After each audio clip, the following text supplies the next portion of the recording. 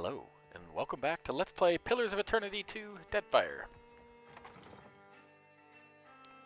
We've got a little more adventure left here in Nekataka and a big dungeon. But you know what we're going to do?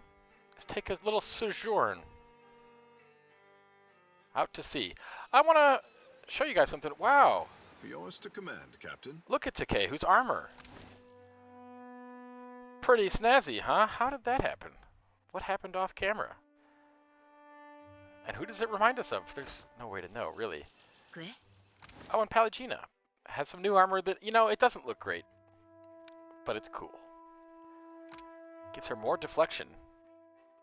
The more her intimidate skill is. How did any of this happen?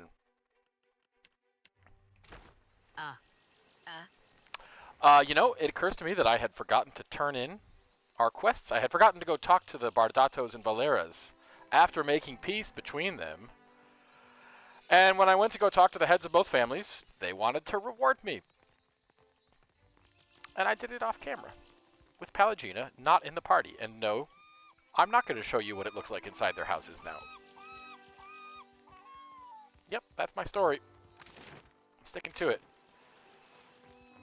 In any case, I think it's time for us to go sailing. We'll be back to Nekataka. Obviously, we've got to finish solving the mystery of what's going on in the bowels of the city for Prince Aruihi. And I'll just level with you guys. That would mean going to the old city. At level, what are we, level 10? We would have a chance, certainly with some of it. But the old city is nasty.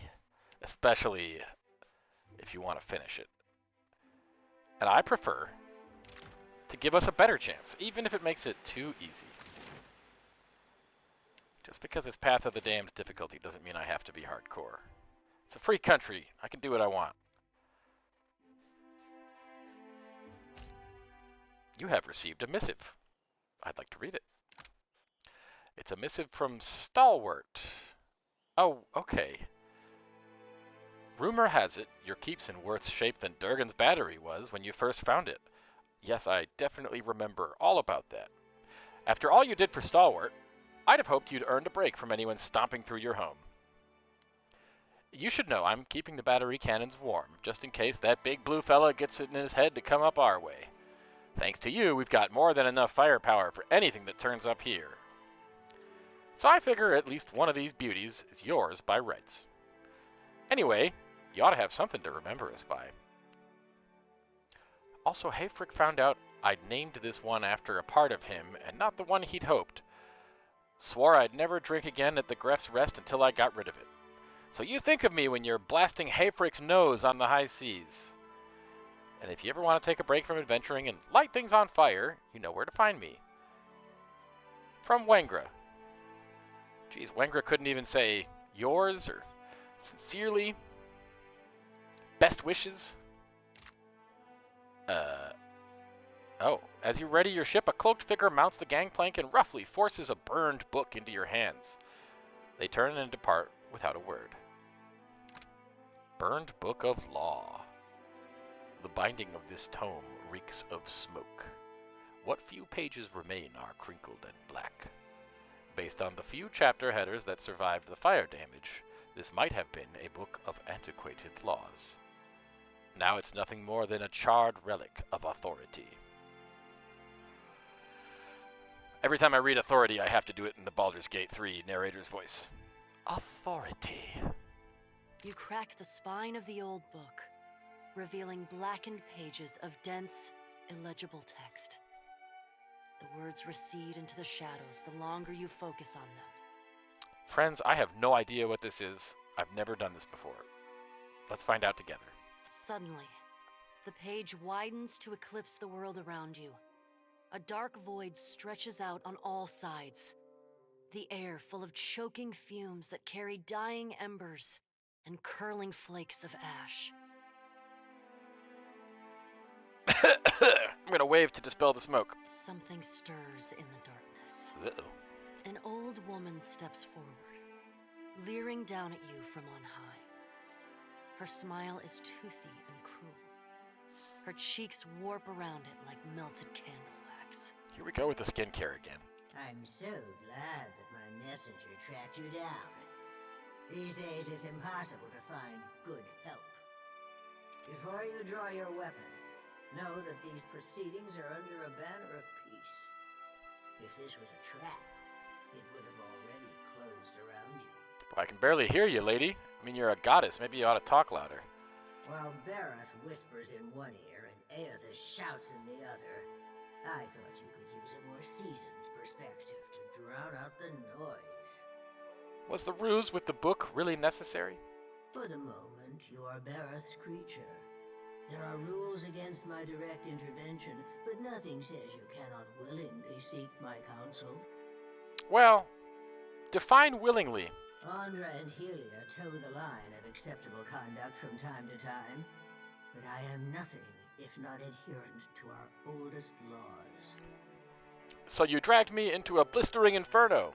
This is but a small corner of the beyond, one that I use for privacy and contemplation, when I need to get away from the endless chatter.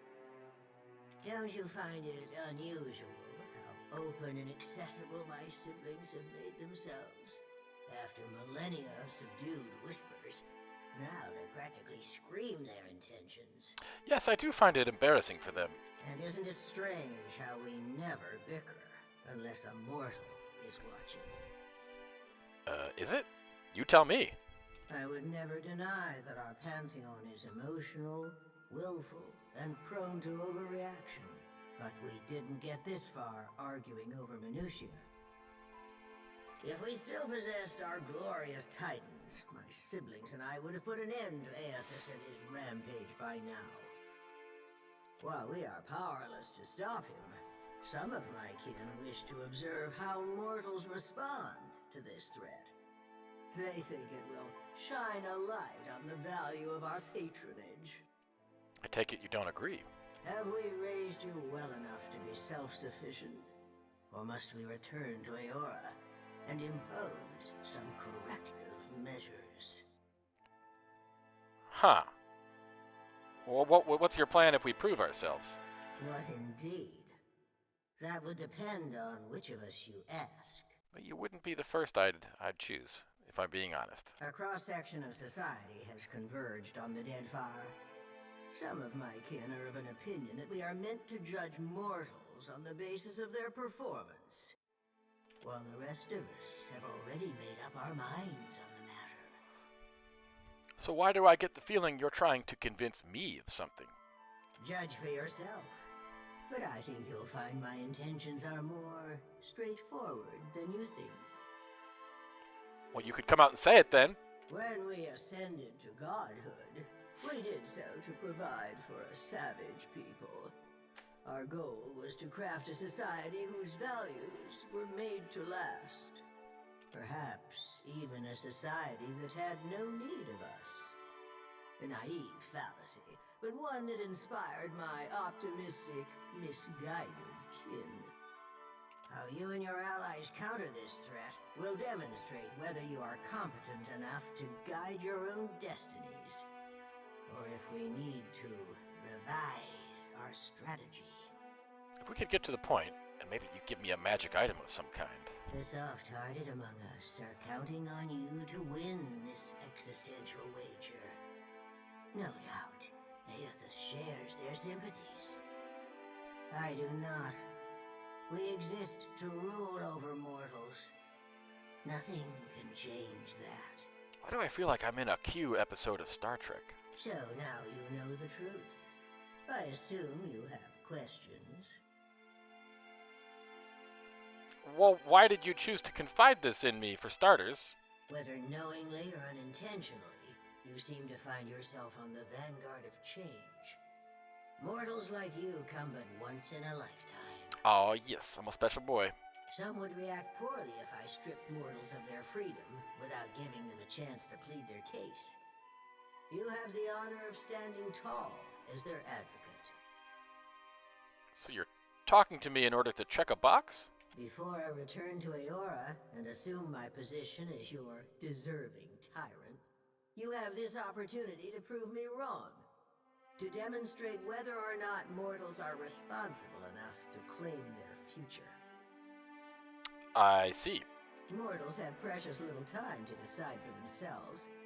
Will they stand together as one, or swallow their pride and bend the knee? I have every confidence that you would disappoint us. Once my position is upheld, the undecided among the gods will embrace my plan. So the gods think my actions can prove their point about mortal society. Prove it or disprove it, yes. I never agreed to this arrangement, but if your example demonstrates mortal ineptitude, as I trust it will, then I can make the plan serve me. But what you didn't count on, lady, is that I am going to metagame. An assertive minority of gods believe that your choices will prove the value of their wild optimism. As if mortal collaboration and ingenuity are endorsements of our leadership. Then there are those of us who know better, who are not so easily convinced. Kith are vulnerable, unless they submit to the destiny we chart for them. Thinking otherwise can only breed dissent and chaos. Well, listen, would it change your mind if I gave you a great recommendation for moisturizer? Think about it. Tell me about this enlightened society you once wanted. It was an ambitious plan, our utopia. Perhaps too ambitious. We ascended to power, responding to a need inadequately satisfied. Assuming these roles gave us the authority to mold Aora over time, to influence you and lay the groundwork for a society yet to come. On the outset of the plan, some believed that mortals would outgrow us, as if that was a favorable outcome.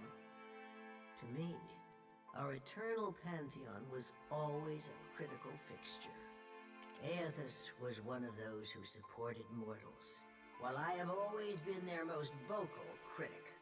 Boy, welcome to Let's Play Philosophical Discussion with the lawful evil goddess Woedica. But I've never been here before. I'm sorry. I am so curious to know what she has to say. I'm not sorry. So how would you have even recognized your ideal society, Woedica? A valid, self-defeating question, and one which I posed often. Is it? We assumed that they, whoever they were, would reveal themselves to us. Rational government would rule in our stead, leaving churches vacant. What? Thanks to Aethys, we're pulling the dough from the oven before it's had a chance to fully rise. You unfortunate bastards never had the chance to prove me wrong. Huh, okay. Doesn't this social engineering plan seem counterintuitive? You mean gods crafting a godless world? Naturally. My siblings desired to influence mortals and steer them in a proper direction, even if that direction led to places we could not follow.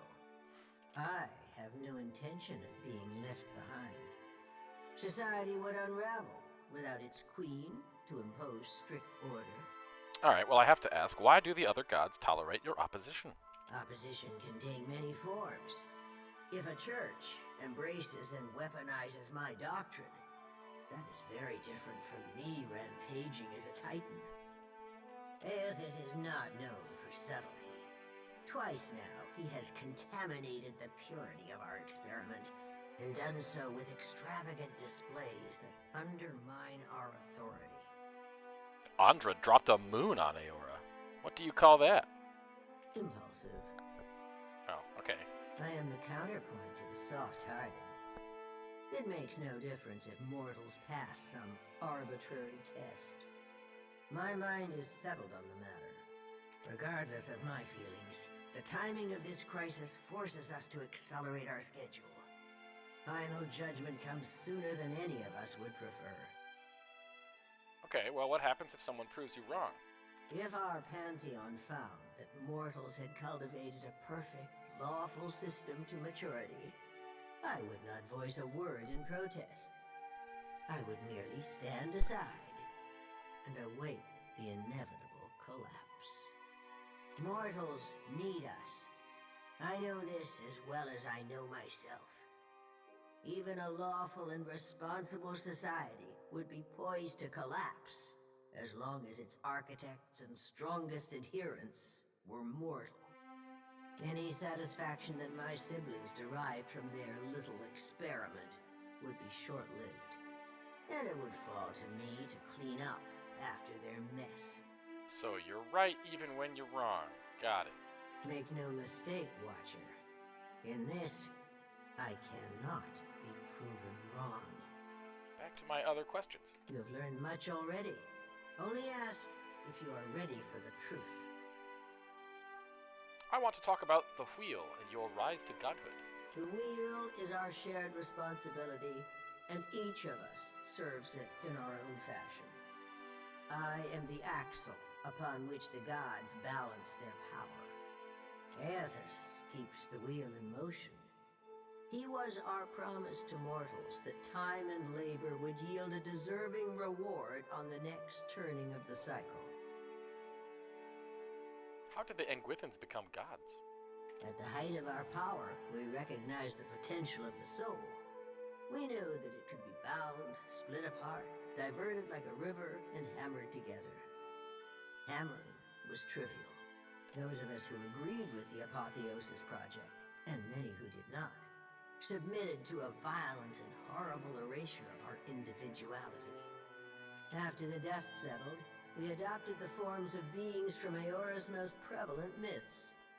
There were other faiths and legends, but we labored to strike their names from history. Sounds nasty. How exactly does the wheel function? Much of reincarnation's mechanism exists in the idea space of the beyond. You wouldn't find a wall of cogs and levers unless we conjured one to illustrate a point. The wheel has but one material component in all of Eora. Something we built to channel essence through luminous Adra and into the beyond with reliable continuity. Before we intervened, the flow of essence was directionless, unpredictable. We succeeded in widening the gap, diverting it, giving it an efficient path to follow. So reincarnation existed before you. Why not just leave it alone? Before we took control of the wheel, reincarnation was error-prone, lacking forward momentum. Hollowborn were fairly common, and hardly the worst of the soul maladies. Hollowborn, people born without souls. This is new information. Control gave us the power to strengthen the souls of intelligent kith over generations. We made you wiser, stronger, more likely to develop the society we thought you deserved. Every turning of the cycle demonstrated the righteousness of my belief. Nature begets chaos, and discipline begets perfection. You know, it feels less like a Q episode and more like I'm Neo talking to the architect. I have one last other question for you. Yes, I think we will. Oh. This is not the end of our I guess I don't. You know how to find your way back to this place. Woedica nods stiffly. You feel her presence drift as a breeze, rustling as it goes. Goodness gracious. Well, that was 20 minutes. We're back on the high sea, where I am pursuing my strategy of getting as much leveling as we can get before we encounter tough battles. So I have two thoughts. One is, it may be time to go to Hasango. The main plot is here. We could also go to Tikawara, where both of the trading companies have sent us with opposite purposes. That would certainly be interesting. Now, if and when we go to Tikawara, we'll be there for a minute. There's a lot to do. Because Pokokahara, beset by storms, it's right next door. Well, here's another storm. We gotta sail right into the middle of one of those. Let's have a look at our ship and its crew. We have a new navigator. His name is Worthless Idiot. He's only got one pip. of experience, but that's fine. He'll grow into it.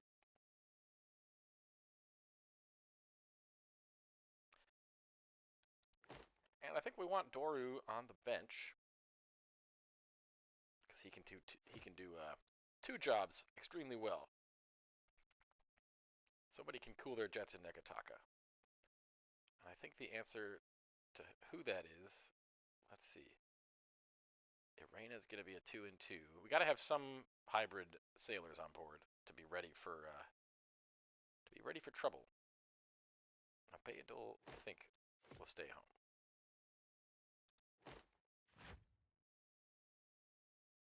I don't think we have any other helmsmen just yet. All right, Doru's on the bench. One other thing we can do is see if we can recruit some sailors. Like, for example, can we find a helmsman? Grim Cooldown. I think we've already gone over the dynamic with sailors. They have personality traits that determine kind of how they interact with random events and not so random events that happen on board your ship. So impulsive, greedy, ascetic characters will, behave in different ways. Nobody here is really calling out to me. We have enough cooks, for one thing. There is Nia. Apparently she's an academic, and she's greedy, but she's a bosun. We just don't have a spot for a bosun on this ship. So I think we got the crew that we want. And one other thing, here's that cannon. So we got a letter from somebody from the first game who we helped out. They have something to do with a foundry making cannons. I don't know. But they gave us a pretty sick blaster. If we ever wanted to, anyway, start blasting, we'll be better at it because of that gift. We need more beverages, more tasty beverages for our crew. And what happened to the music? I guess we got to get sailing probably to get that started. We'll get some veggies. Where's the hardtack at? There we go. Morale is high on our ship. 88 out of a... Ooh, we got to change that number. But morale's doing good. So I think what I want to do is sail to Dunnage. That's not Dunnage. This is Dunnage. I do that every time. Honestly, it won't matter how many times I replay this game. I always think Dunnage is up here on this island, when it's not. Dunnage is over here. Dunnage would be... Oh. A Crooksburg ship. Slavers are on their way out of Dunnage. That's a red flag. In any case, Dunnage is a pirate fortress. It's the other pirate fortress. You got Fort Deadlight. Ooh, Aldi's wanted to meet with us. I bet we could go talk to her briefly, maybe before we go to Dunnage. Anyway, Fort Deadlight is Aldi's stronghold, and Captain Ferrante, who's kind of the head honcho, the biggest dog in the Principe, and a gentleman of fortune. Dunnage is his port. Dunnage is more like an actual town. It's like the second city in the game after Negataka. Negataka's a real city, but Dunnage has its charms. So I think we're gonna go to Dunnage, and there will be lots of fun stuff for us to see there. People to talk to, shenanigans. Maybe we'll find out what happened to Palagina's friend Giacolo. And we probably should change our party. Who do we want to have hanging out, chatting?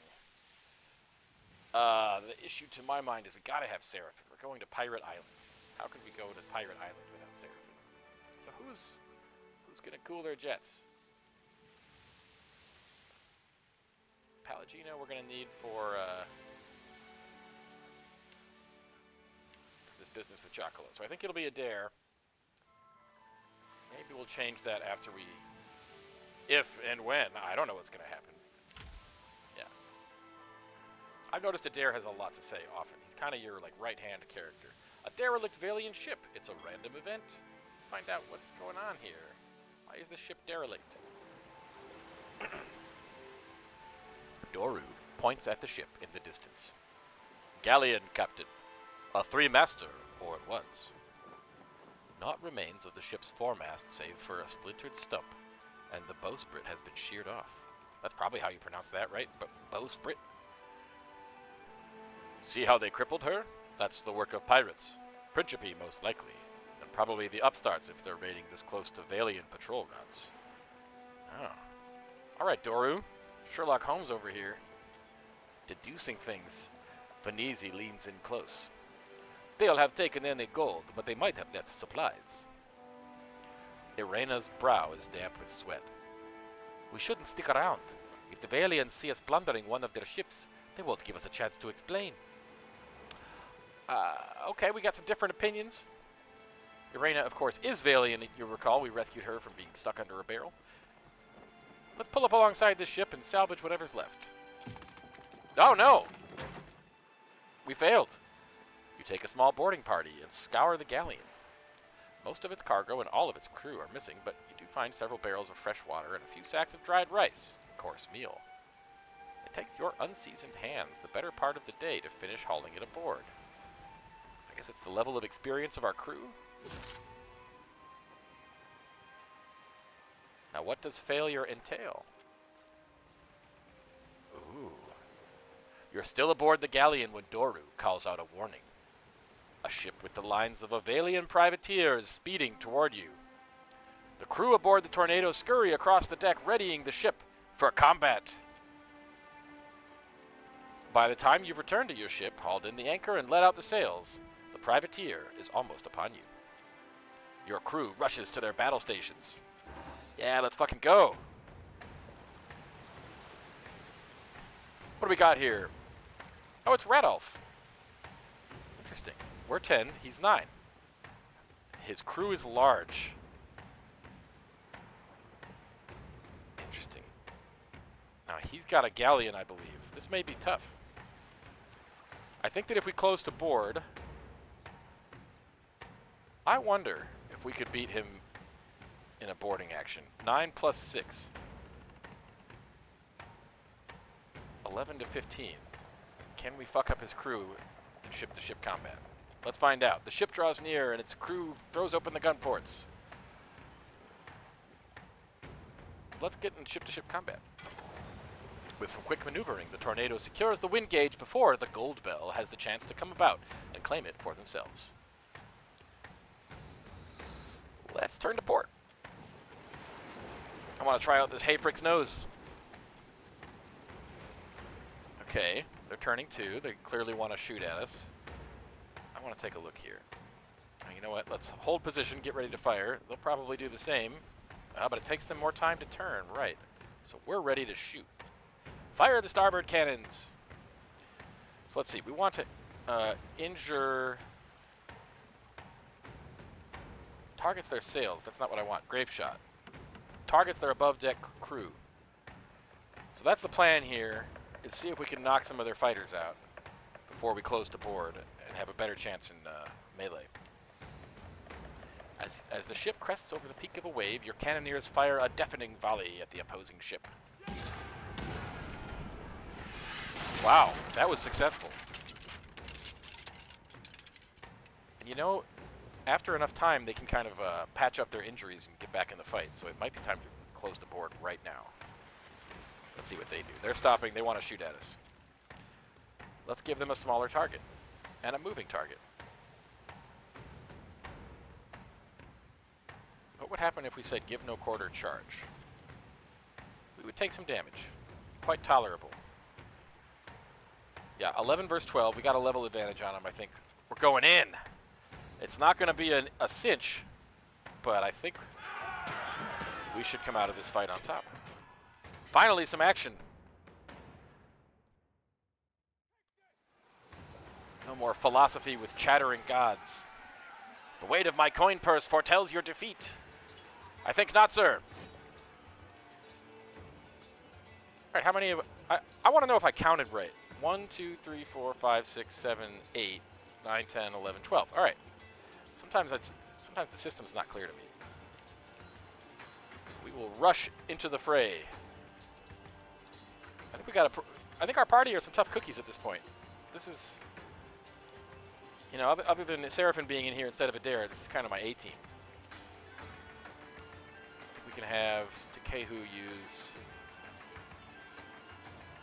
Tains. So let's, you know, there are some of them we're going to want to prioritize. The Ciphers and the Priests. There's a lot of them. Those are our top targets. The Paladins, safe to assume they're going to be real tough. They're tanks for the other team. We wouldn't want to focus them. That would be playing into the enemy's hands. So let's get some of these... interesting. The alien sailor's a fighter. Let's get these ciphers. I don't like the look of them.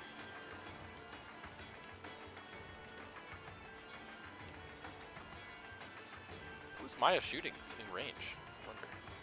Alright, we'll slow it down a little.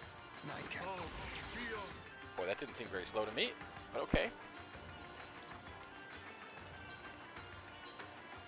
Seraphin seems to have no idea what to do. So we'll give him some ideas. Run forward. Can he even run? No, he's stuck. He's like mentally broken.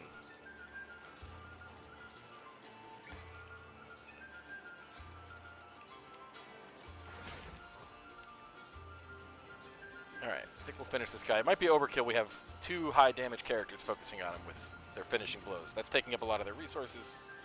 So much so that I'm going to risk not finishing him off and actually have Maya switch targets. I think Diego can get him. Yeah, someone's going to get him. Alright.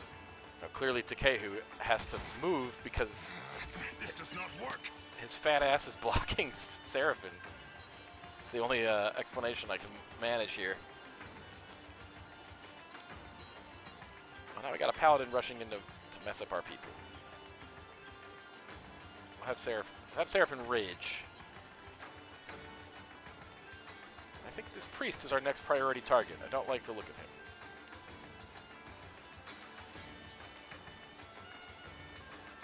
Takehu should be using his abilities, but I don't want Maya to get meleeed.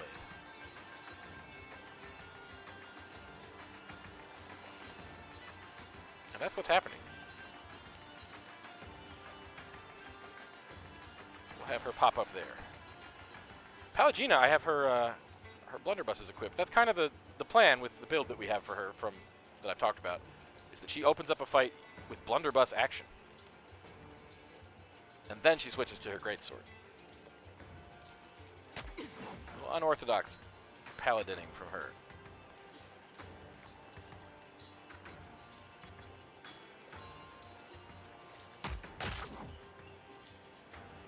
Okay, the priest is getting hurt a bit. How about strike the bell for this guy?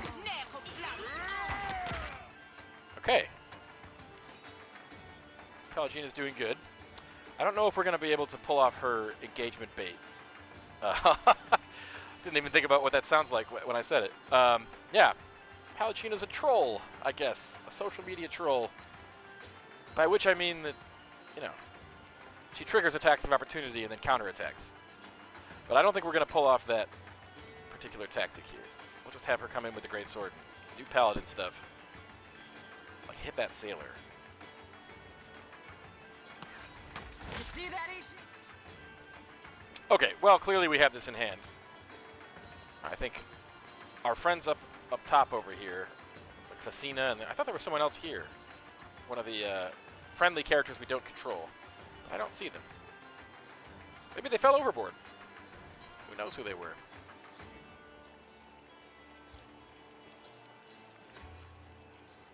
Alright, Diego can finish off that sailor. Maya can finish off the cipher up here. Oh, I can hear Facina getting walloped. That's not great. Yeah, she's a caster. She's not meant for that, but what are you going to do? Now, that gold pack paladin, I don't think Seraphin should be trying to do what he's trying to do. I think I'm going to have him go up here. What can he do? He could do some... Paladins have really good defenses for all the kind of special abilities. Looks like his reflexes are not great. I don't think Seraphin has any reflex targeting abilities. Our rogues do. Let's have Seraphin switch to melee. And his penetration... Interesting. With his offhand, his penetration's enough to get through that paladin's armor. That's fine by me. He can do his best.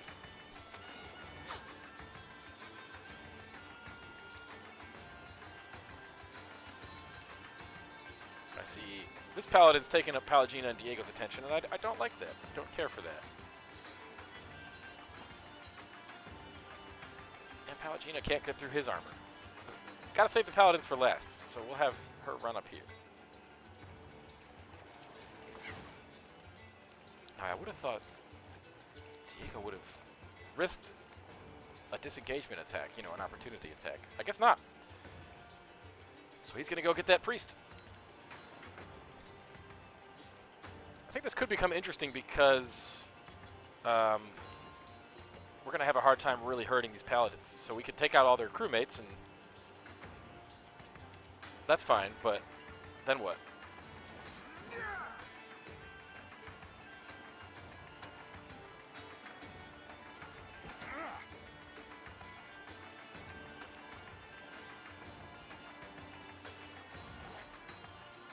Alright, Pallegina's successfully intercepted this... actually, Radolf himself, the captain of the Valiant ship, who was trying to chase Maya. Pallegina the Paladin saves the day.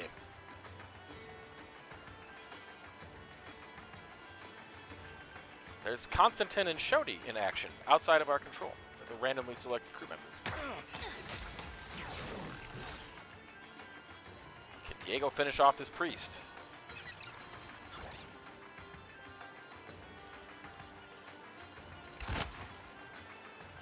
Maya's almost got that cipher. How could I miss that? Ouch! She's in trouble. Second wind. Alright. Can Pallegina finish off the cipher? That priest is hanging out. What else could we do? How about a... Oh. Now Diego's heal will not heal Constantine and Shodi because they're not in the party. He can't even lay on hands. Okay. Well, he can hopefully finish off this... Will no one rid me of this troublesome priest?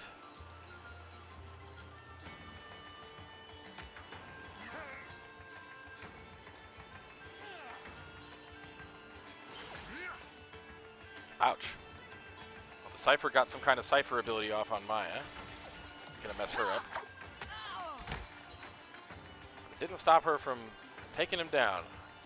Alright. I'm gonna have Pallegina chase down Radolf.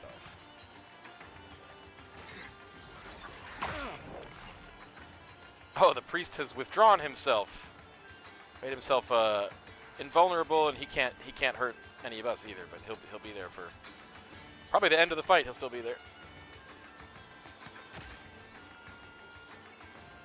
Okay, we've got to think about penetration. Blunt and lightning. See, now Takehu does lightning. It's kind of his jam. How about... I mean, it's kind of silly. It's a line AoE attack, but for one guy, why not? Why not? See what happens. And let's see. Accuracy versus fortitude. So Seraphim has an ability that could take away some of this guy's armor, but his fortitude is through the roof. So I don't know if it's really going to... You know, he just won't get it. Accuracy versus will.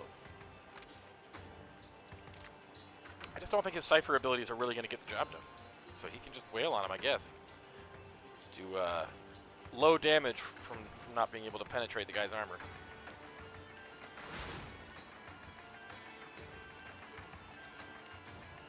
I wonder if we can interrupt Radolf. He's trying to heal one of his friends, and I don't like that. Oh! Diego missed because... No? I don't know what was happening there.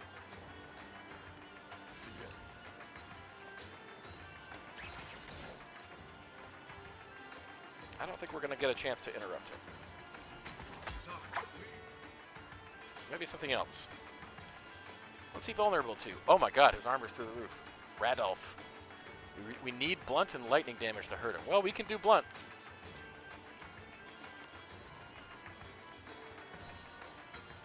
And what's our highest penetration abilities? Strike the bell. Of course, any of these will get 11. Crippling strike will get... See, that only costs one resource, so we'll let him use crippling strike.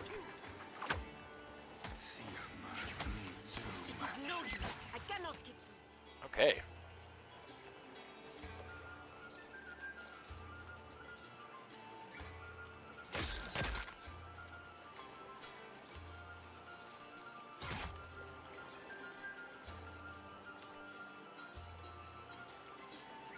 We're wrapping things up, but the remaining enemies are all tough. Like, hard to hurt. Maya's point-blank shooting. That seems unwise.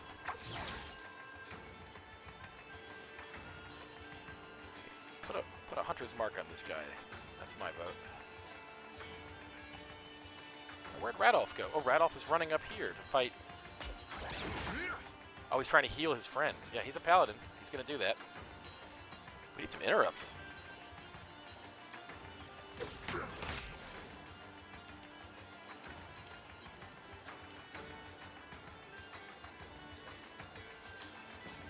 I can't see any way to stop that from happening. So that paladin's gonna get healed up.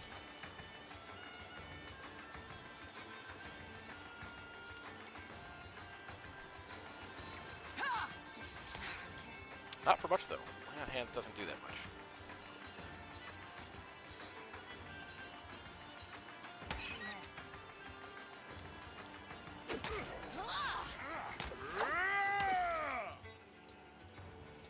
Nice battle cry.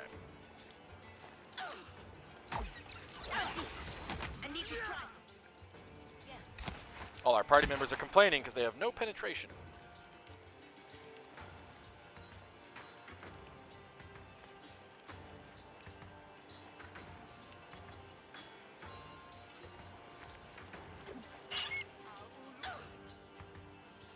What else can we do?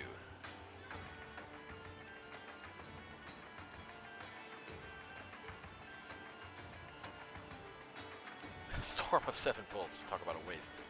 I think we're just gonna keep trying. It's turning into a brick fight.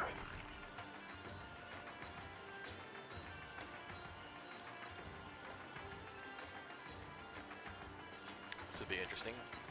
Boost Diego's accuracy against an enemy who has pretty great deflection. So if we use the mean of Death's Herald, that would do it.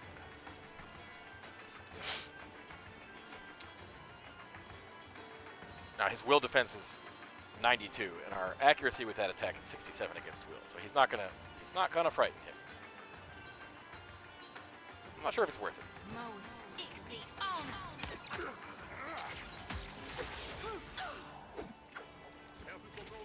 Speak. Aye, aye. Flogging a figurehead. Futile.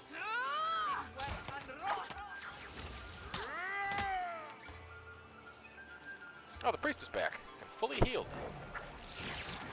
I don't appreciate that at all. Let's ruin his day.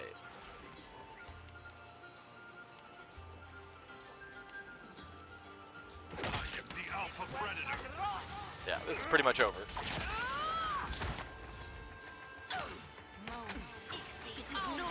I cannot stop you. Not so hard. Well, that was exciting. And we fulfilled one of our bounties. One for the Royal Deadfire Company, in fact. Exceptional gear. That'll sell for a pretty penny. Some of it we'll just use. Hooray! Well, we're 40 minutes into the episode. We've talked a bunch of philosophy, done some swashbuckling.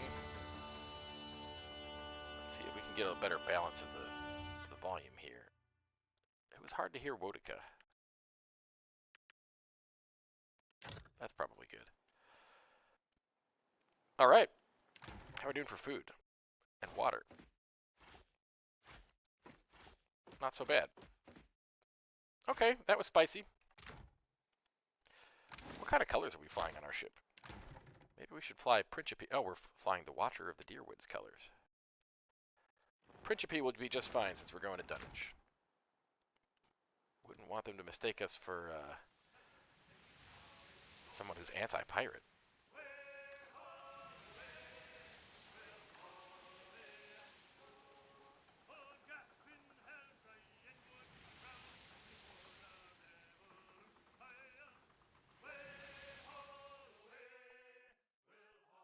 We got some sea shanties going. This is Dunnage. Welcome to Dunnage. Star date 2828. About our friends from the Reach, Maya. They were doing fine without our help. Saying no. Go too long without release, Your wrist, the bit's getting all clogged up. Ah, we can only watch and pray they help themselves. Made me want to poke out my eyes. Huh. I don't know what Maya and Seraphin were talking about. The Reach? That's a new one. Hey, you've got a name. Let's talk. Damn me for a buttered slice of hardtack. It's you, ain't it? Diego de la Velia, captain of the Tornado, at your service. Angry by the thumbs. At your service, he says. I am a gentleman of fortune. I'll keep it quick, see?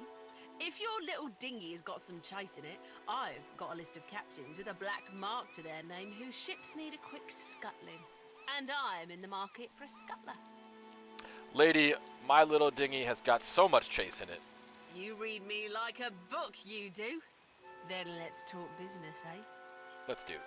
You'll be looking to scuttle Cornu first, one of Rowatai's finest, eh? I don't ask my client what he did or what scale his death balance is. Safer to keep questions in the hold. Listen, if he's a Rowataian captain, say no more. Hope that don't make you skittish, none. Loyalties being what they is. Quite the opposite. I'll measure where my loyalties lie, thank you. If our target is worth his salt, he'll send us down to Andra's realm anyway. That's a nice rationalization for not losing Maya rep when we kill her compatriots. Mark me. But the bird lass thinks she's true-born principe, she does. Thinks like she's true-born principe. That's what the text says. Woedica, you're not going to believe this. Guess who's already sunk to a watery grave? Hope the Navy doesn't trouble you none over it. They tend to hold a grudge. Yeah, well, they want my help. Everybody does, really. Moderate positive reputation. I don't know if I made it clear. We killed Chornu many moons ago. Hey, you're better at this than I thought. You open to more work and more coin for your troubles? Yes. Your next target is Kuaru, a Huana captain with a black mark on his name. He sees outlander ships like floating game ready to be harpooned. Reluctantly will I take that bounty. The Juana fleet cherishes him as a patriot, I say. Kuaru helms the junk Kamat O Ngati and lurks on the outskirts of Kua Urikuhu island chain, east of Nekataka. Cool. Hunting scuttler. Oh, yes, thank you. Farewell. Okay. My good sir, hello. How do you do? A large Almawa sailor sits on the docks, broad shoulders hunched forward, back bowed. When he shifts, his blue-green skin ripples over his hulking muscles. Ain't no cruel eye of me. What good's a pirate who can't see? Forget navigating by the stars or shooting a pistol. I can't even swing a sword accurately now. That's rough, buddy. Have a pity and toss me a pyre, will you? Take 5. Andra's blessings to you for sharing, sailor. Tell me your story. Is this what my life boils down to? A moment of entertainment for others? Oh, you don't know the half of it, guy. I was a bosun not so long ago, and a damn good one at that. But I took a shot to the face, see? Well, at least you didn't take an arrow to the knees. Didn't lose much skin, but the flash burned out me eyesight. I can't make out so much as a blurry shape more than a foot away. Makes me right useless on a crew now, don't it? No one will have me for work. Oh, that's sad. Farewell. Poor guy's sitting out in the rain. There's a neglected pig. How much time do we have in this episode?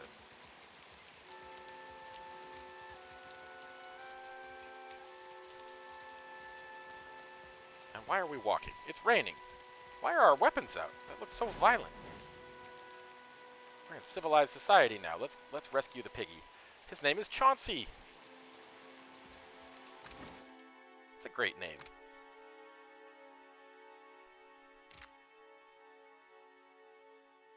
Gotta say, being from Michigan, rooting for the Detroit Pistons, I have some very positive connotations with the name Chauncey. In spite of recent events. Hello. What are you guarding here, little Orlin? Keep moving. This here is for the crew of the Divine Barge. You ain't a part of it, so you ain't getting inside. I notice you're a godlike. I wonder if you know what happened to a man named Giacolo. Have you tried the wild mare in Nekataka? I'm sure they have a boy or two who would let you call him Giacolo for a couple hours. Is that a pun? Père Complanca, let us pass. I know you have Giacolo. I have known him since I was a girl in the Republics. So, why should I care? He saved my life. He has saved the lives of many of our kind.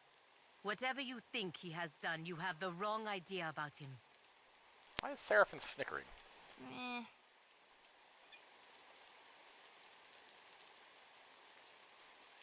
How do I want to play this? I mean, she's telling the truth. Fine. I probably won't live to regret this. She turns to the door while sliding a key from a pouch at her waist. With a quick twist, the door is unlocked and opened. After you. Thank you.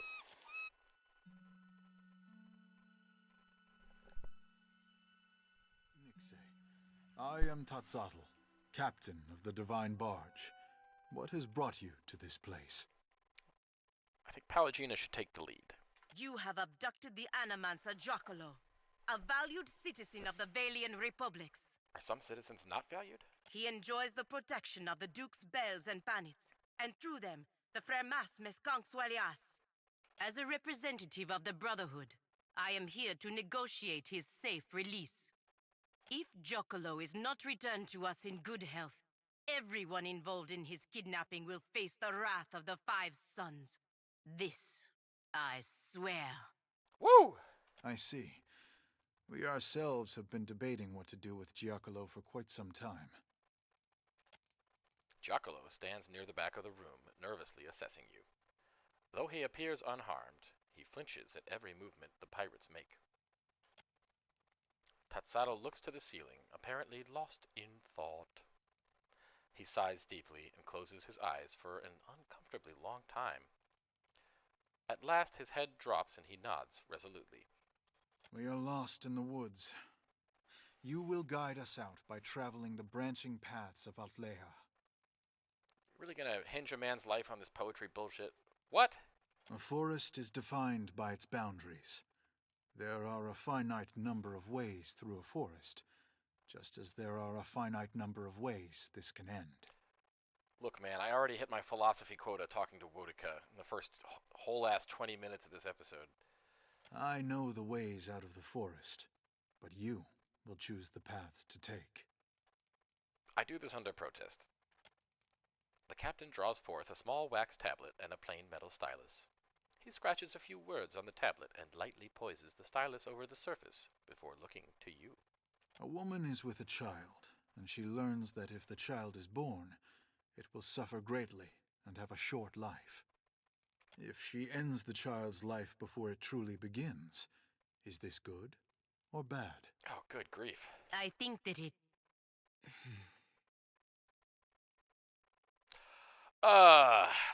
I am really not here for these political compass-ass, very abstract hypotheticals. But I do know what's going to get Giacolo off the hook. And apparently my opinion carries an enormous amount of weight with these total strangers I've never met, who are godlike, and we'll learn more about why. I'll just shut up and answer his questions. I think it's good. His only response is to briskly make a small mark on his wax tablet. You notice Giacolo's eyes relax slightly at your answer. You discover a powerful new technology, but you are afraid some people may misuse it for ill purposes. Would you destroy the technology, regulate access to it, or make it available to everyone equally? Certainly it should not be destroyed. It would only be a matter of time before someone else made the same discovery. Yeah, once again, we're not following any particular moral compass here. We're just playing his game.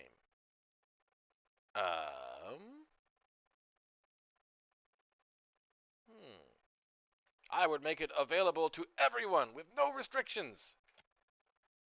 The captain nods and makes another small mark on the wax tablet. I've forgotten his name. Tatsatl? Tatsatl nods. Giacolo gulps and coughs, looking nervously at the captain's wax tablet. Okay.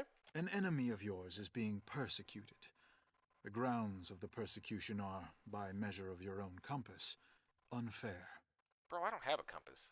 Would you allow the persecution to continue, or would you intervene to stop it? Well, I'm bound by my paladin oaths. To not answer cruelly, I would stop it. Tatsado looks down at the wax tablet and makes a third small mark.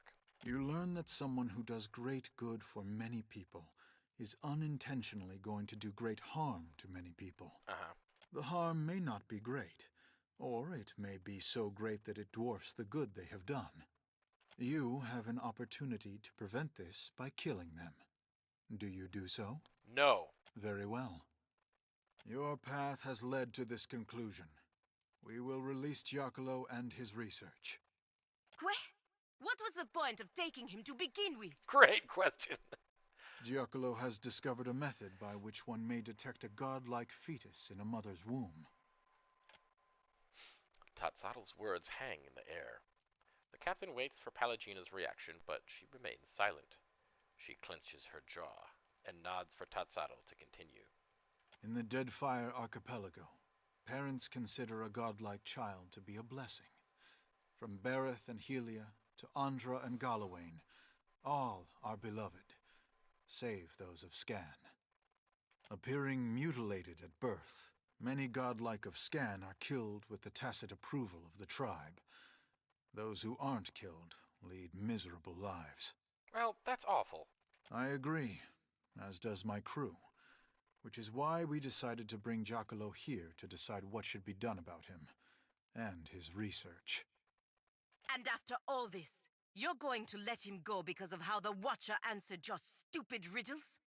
Yes.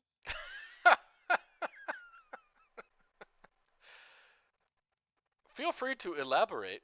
Our group was conflicted, so I posed to you a series of hypothetical questions, absent the specific context of our current problem. While you may have deduced some hint of the context during the questioning... Oh, just some. It was a less biased method of reasoning than we were engaged in. After all, for us, this is a matter of life and death. Again, my paladin oaths forbid me from being stoic. I am a Darkosi Paladini. We have passion, we have emotions. I actually seem to recall there's like a trap here where there's actually no way to get out of the conversation without getting a dreaded stoicism point. Ugh. Fucking Lieutenant Spock S. Was he Lieutenant? I don't know. I'm trying to be McCoy here. I'm a doctor, not a rank decider. There may be superior ways to debate this subject, but it is the best approach I could conceive. Gal darn it. I guess I have to say nothing. Mestre Giacolo and his research are free to go. Now, if you will excuse us, we must prepare for our next voyage. Okay. Palagina looks at you and shrugs. Oh, it's so tempting. Look at his cool armor. I wants it. Oh, but I want to do the Murder Hobo. As you wish. Farewell. I honestly do not know what those pirates would have done to Giacolo if we hadn't arrived. Killed him with obnoxious philosophy. And now we have saved not only the man, but his research as well. Agressima, Watcher. Anytime, Palagina. Palagina, is that you, my girl? The old man's face widens into a broad smile as he holds out his arms and awkwardly gambols toward Palagina. Palagina kneels down at Giacolo's approach and places her head against his chest, her arms around his thin frame. She closes her eyes and smiles as he holds her. Seraphine's impressed, I guess. I thought those pirates would have been the end of me. Not if I could do something about it. I owe you too much to let something happen to you over some nonsense. A shadow of concern falls over the old man's face. His His forehead grows thick with worried wrinkles, and he gently pulls Pallegina to her feet. My girl, what that satyr said is not nonsense. He had good reason to be afraid. He looks to you for your philosophical opinion. Why is everyone doing this? Just trying to get through the adventure, man. Plus we're almost at the hour mark. Well, being responsible and moderate, I acknowledge there's a danger, but animancers just need to be responsible. Sadly, many are not. And as a group, we have no ability to monitor and reprimand those who act irresponsibly. And you should not be expected to. Who would even be capable of doing such a thing? Perhaps animancers should organize themselves to prevent their colleagues from getting out of hand. How would that work? Would animancers submit to the authority of other animancers? I'd make an academic association? Perhaps. Old age has a few benefits, my girl. One is a measure of respect from your younger colleagues. Yeah, that sounds like a flawless system. If we attempted to guide them with a gentle hand, perhaps. Indeed. Pallegina considers both your words and Giacolo's in turn. She nods her head and turns her attention away. You soon realize she is lost in thought. The moment passes quickly enough. Well, it appears we are done here. We should see you back to Neketaka, Mestre Giacolo. Before I go, I want you to have this, Aimoranet. An amulet of my own invention.